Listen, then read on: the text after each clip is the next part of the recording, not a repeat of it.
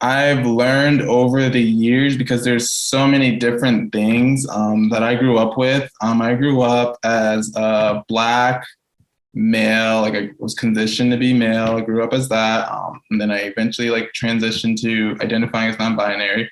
But from there, I was also conditioned to see white as right or whiteness as right. I grew up going to predominantly white school. My stepdad was white. My mom was kind of like, I think she was also going through like a phase of finding herself, and maybe she was in love with this person or not. That didn't really matter. What mattered was that I was conditioned to um, sort of want to move in a white space or move in spaces, and sort of like always like speak with proper ebonics or speak with proper tone, showing up, always making sure I had like certain shirts that I would wear, ways that I would move through spaces. And so a lot of my work personally has been to really step into and really love my Indigenous self, really love my Black authentic self, really love my queer self.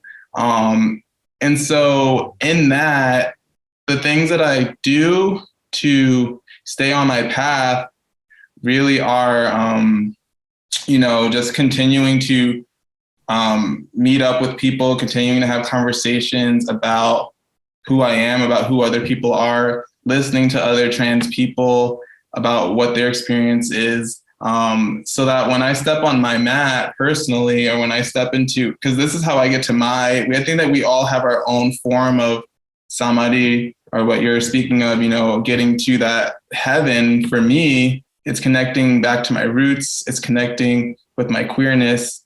And so I feel like it's different for all of us, but really it's honing in on what things do you value and how can you prioritize those values every day? And then what things do you do during the day that keep you away from the things that you value? So for me, it was smoking weed all the time. I used to smoke cigarettes years and years ago. I used to have a sex addiction, which I'm still working on a bit now. But there's different things that we work through and that we see and we notice. I feel like when we're in this practice, we just start to notice like, hey, this is becoming an issue, or this is something that I feel like that awareness is really what we're looking for, because a lot of people don't have that awareness, and that's when they get in trouble and like, well, I don't know what I'm doing. Like I didn't know I hurt you. But when you're aware that you're hurting people and you're hurting yourself, I feel like that's when you can make the decision consciously to move in a space where you can elevate yourself or not.